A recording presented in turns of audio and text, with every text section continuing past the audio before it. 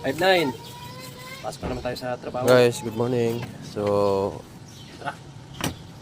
papasok na naman tayo sa trabaho.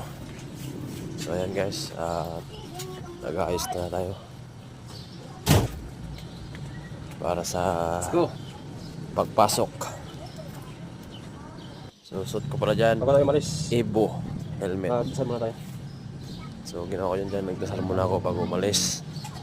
Yan, nagdasal. So, tara, let's go.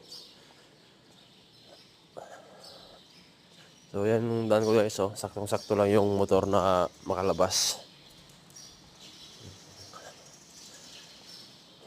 Ayan.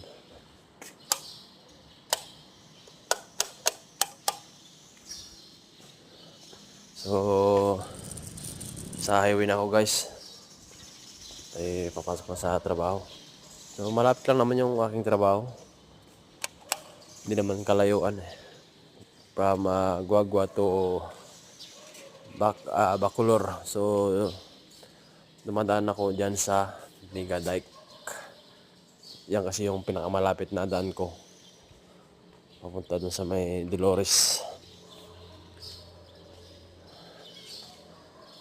Bacolor sa may warehouse Honda. Ayan guys. Yo, mabilis lang yung pagkaka-edit ko yan kasi short video lang to eh. So ayan.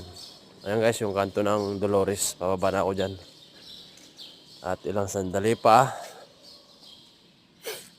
Ayan na. Malapit na ako guys. So ayan na, narating ko ng aking trabaho. Pauwi do 15 minutes. So ayan guys, maraming salamat sa inyong panonood.